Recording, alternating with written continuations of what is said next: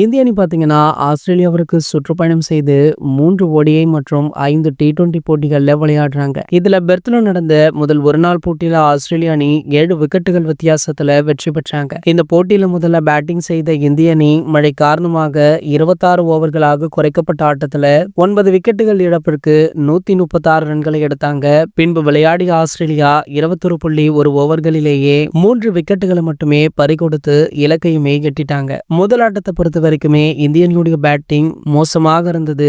7 மாதங்களுக்கு பிறகு களமிறங்கிய ரோஹித் சர்மா 8 ரன்கள், விராட் கோலி 0 விரைவில் ஆட்டமிழந்து ரசிகர்களை ஏமாத்தினாங்க. இதே போல கேப்டன் சுப்மன் கில், ஸ்ரேயஸ் ஐயருமே எதிர்பார்த்தபடி விளையாடல. அதே வேளையில எதிரணிக்கு குறைவான இலக்கு இருந்த போதிலுமே இந்திய அணியுடைய பவுலிங் நன்றாக இருந்தது. அக்ஷர் பட்டேல், முகமது சிராஜ், அர்ஷதீப் சிங் நன்றாக பந்து வீசினாங்க. அர்ஷித் ராணாவுடைய பந்து வீச்சு எதிர்பார்த்தபடி சிறப்பாக அல்ல. இந்தியா ஆஸ்திரேலியா இடையேயான இரண்டாவது ODI போட்டி அடலைட் மைதானத்துல, அதாவது நாளை நடைபெறும் அப்படின்னு அறிவிக்கப்பட்டிருக்கு. இந்த நிலையில இரண்டாவது ஒரு நாள் போட்டியில இந்தியனுடைய பிளேயிங் 11ல 2 மாற்றங்கள் இருக்கலாம் அப்படின்னு சொல்றாங்க. அதாவது கடந்த ஆட்டத்துல இடம்பெறாத குல்தீப் யாதவ் அவர்கள் பிளேயிங் 11க்கு வரலாம். எதிர்பார்த்த பந்து வீச்ச பதிவு செய்யாத அர்ஷித் ராணா அணிலிருந்து நீக்கப்பட வாய்ப்பு இருக்கு. முதல் ODIல சரியாக விளையாடவில்லை அப்படின்னாலுமே ரோஹித் கோலி இடங்களுக்கு எந்த ஆபத்துமே கிடைக்காது. சிராஜ், அர்ஷதீப் அப்படின்னு 2 ஃபாஸ்ட் பவுலர்கள், நிதிஷ் ரெட்டிக்கு மிதவேகம், அக்சர், குல்தீப் மற்றும் வாஷிங்டன் சுந்தர் அப்படின்ற 3 ஸ்பின்னர்கள் அப்படின்ற கலவையில